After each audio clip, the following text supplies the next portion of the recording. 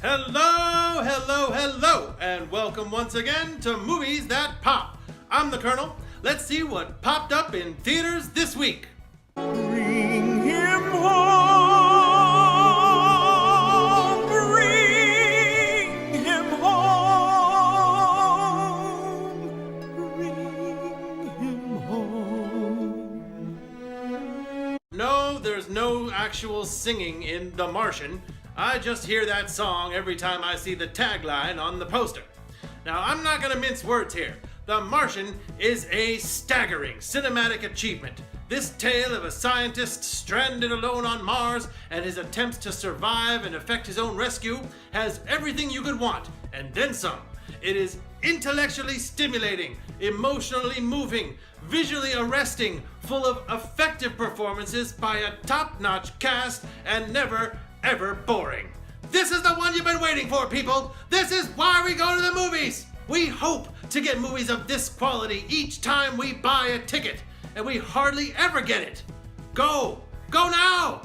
Well, finish this review, then go! Okay.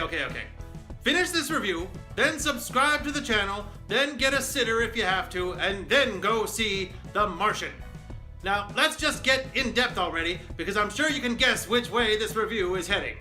Before and immediately after watching The Martian, I was comparing it in my head to the film Gravity from 2013 because, well, they both feature lone astronauts stranded far from Earth after a huge tragedy, and they both contain themes like never giving up and stuff like that, but that kind of comparison kind of ends up being unfair to Gravity, a film I really liked as well, because The Martian has a much wider scope, a deeper roster of characters, and a lead character that ends up being way more interesting. Sorry, Sandra. Matt Damon is Mark Watley, a character who is way more well-rounded than he needed to be. He's got intelligence, he's got pluck, he's got a wicked sense of humor, and unlike the main character in Gravity, he never ever gives up.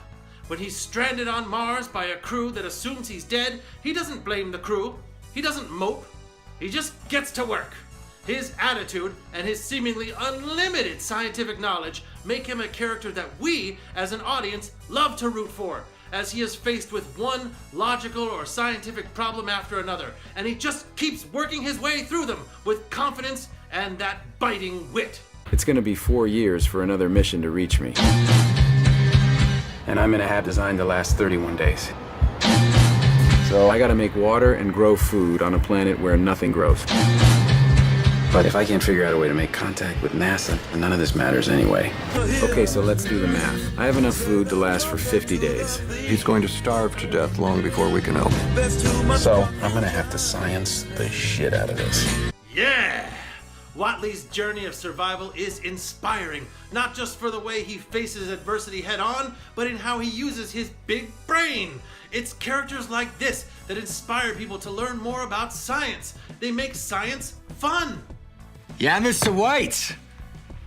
Yes, science. What a thrill it is to watch intelligent people do intelligent things, all in the service of a compelling story.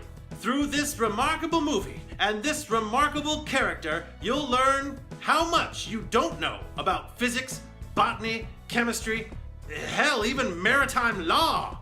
And it's all compelling because Watley isn't just a protagonist, he is a hero.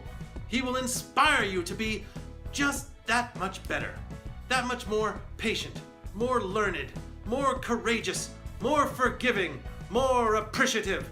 That's what Matt Damon has built from the character created by author Andy Weir and screenwriter Drew Goddard. Damn it, I love this guy! And if this movie were just a one-character show, again, like Gravity, then Mark Watley would be worth the price of admission. But no! This movie has a much wider scope, taking place on Mars, various countries back on Earth, and a manned shuttle traveling between them.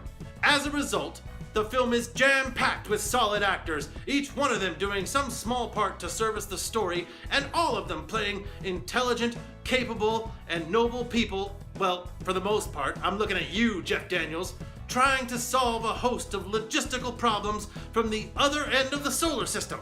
Look at this cast, and the hits just keep on coming. Chiwetel Ejiofor, Jessica Chastain, Michael Pena, and hey, Kate Mara, proving that when she's in the hands of a great director, she is more than capable of playing a brilliant scientist, okay? Then there's Kristen Wiig, this dude, whoever this chick is, and hey, is that the Winter Soldier? And out of nowhere, the Troy Barnes shows up? They're all great, and hold on, I'm forgetting someone. That's how deep this cast is. Oh yeah, Sean Bean! Sean Bean! Who gets to sit in on a particularly hilarious meta Lord of the Rings reference in one scene as the complications ensue and various characters get the opportunity to take huge risks and make sacrifices and give everything they have just so we can get one brilliant, lovable, and brave man back home safely. The movie builds to a climax that doesn't rush, never feels forced, and ends in a satisfying final push that will leave you relieved, exhilarated, and inspired. Inspired! Now tell me, how often does that happen? I love Mark Watney. I love all of these supporting characters. I love courage. I love science. I love science fiction. I love this movie.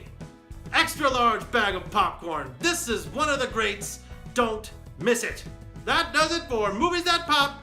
Be sure to click below with a thumbs up and don't forget to subscribe before you head on out to the theater to see The Martian. Stay tuned for more reviews of all the latest fall movies. The fall season is really heating up now. In the meantime, thanks for watching. I'm the Colonel, and yeah, science, baby!